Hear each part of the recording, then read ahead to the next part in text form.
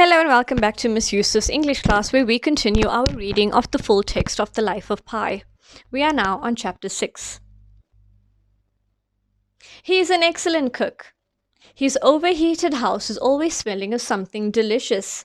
His spice rack looks like an apothecary's shop. When he opens his refrigerator or his cupboards, there are many brand names I do not recognize. In fact, I can't even tell what language they're in. We are in India, but he handles Western dishes equally well. He makes me the most zesty yet subtle macaroni and cheese I've ever had, and his vegetarian tacos would be the envy of all of Mexico. I noticed something else. His cupboards are jam-packed. Behind every door, on every shelf, stand mountains of neatly stacked cans and packages, a reserve of food to last the siege of Leningrad. Chapter 7.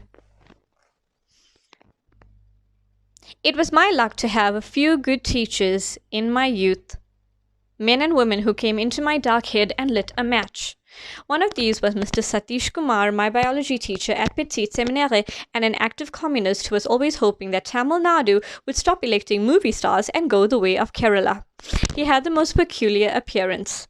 The top of his head was bald and pointy, yet he had the most impressive jowls I've ever seen, and his narrow shoulders gave way to a massive stomach that looked like the base of a mountain, except that the mountain stood in thin air, for it stopped abruptly and disappeared horizontally into his pants.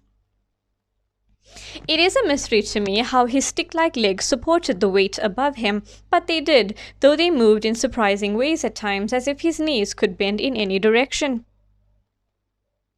His construction was geometric. They looked like two triangles, a small one and a larger one balanced on two parallel lines, but organic, quite warty actually, and with sprigs of black hair sticking out of his ears. And friendly. His smile seemed to take up the whole base of this triangular head. Mr. Kumar was the first avowed atheist I ever met. I discovered this not in the classroom but at the zoo. He was a regular visitor who read the labels and descriptive notices in their entirety and approved of every animal that he saw.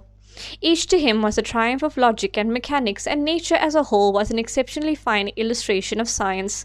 To his ears, when an animal felt the urge to mate, it said Gregor Mendel, recalling the father of genetics.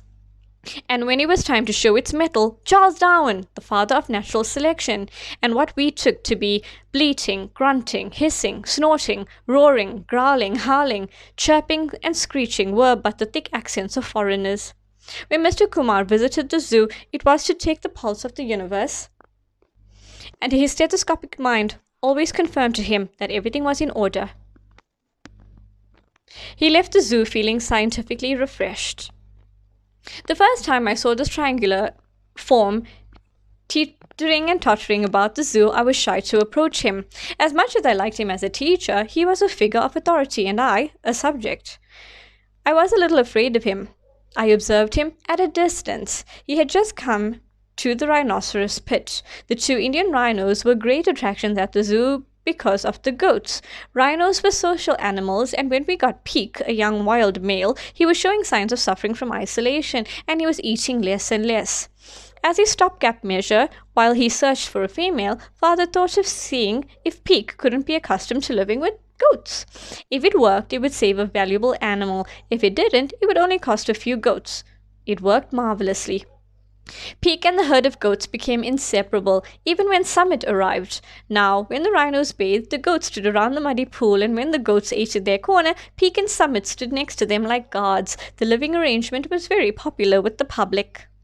Mr. Kumar looked up and saw me. He smiled, and one hand holding onto the railing, the other waving, signaled me to come over. "Hello, Pi," I said.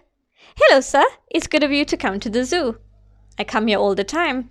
One might say it's my temple." "This is interesting." He was indicating the pit. "If we had politicians like these goats and rhinos, we'd have fewer problems in our country.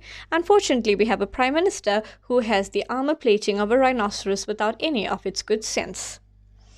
I didn't know much about politics. Mother and father complained regularly about Mrs. Gandhi, but it meant little to me. She lived far away in the north, not at the zoo and not in Pondicherry, but I felt I had to say something.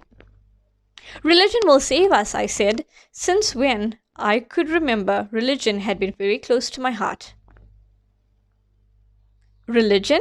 Mr. Kumar grinned broadly. I don't believe in religion. Religion is darkness. Darkness? I was puzzled.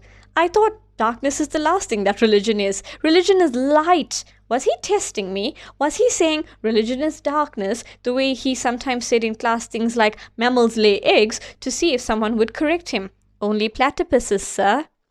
There were no grounds for going beyond a scientific explanation of reality and no sound reason for believing anything but our sense experience. A clear, intelligent, close attention to detail and a little scientific knowledge will expose religion as superstitious bosh. God does not exist. Did he just say that?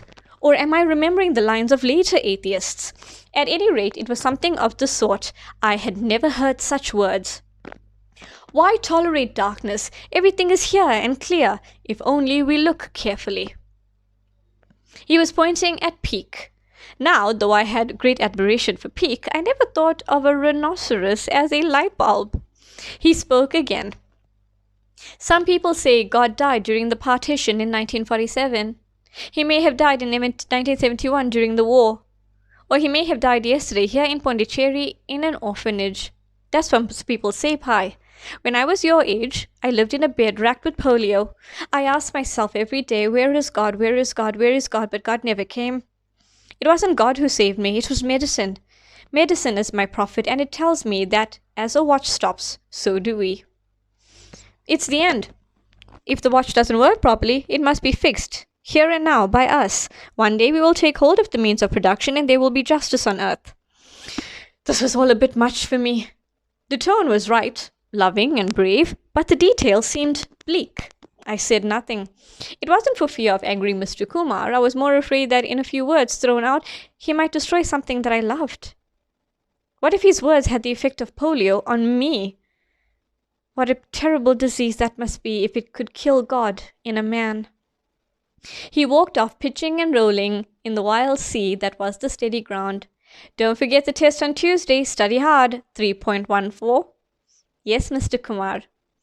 He became my favorite teacher at Petit Seminaire, and the reason I studied zoology at the University of Toronto, I felt a kinship with him. It was my first clue that atheists are my brothers and sisters of a different faith, and every word they speak speaks of faith. Like me, they go as far as the legs of reason will carry them, and then they leap. I'll be honest about it. It is not atheists who get stuck in my craw, but agnostics. Doubt is useful for a while. We must all pass through the Garden of Gethsemane. If Christ played with doubt, so must we. If Christ spent an anguished night in prayer, if he burst out from the cross, my God, why have you forsaken me? Then surely we will also permitted doubt. But we must move on. To choose doubt as a philosophy of life is akin to choosing immobility as a means of transportation. Right, that's the end of chapter 7. Stay tuned for chapter 8.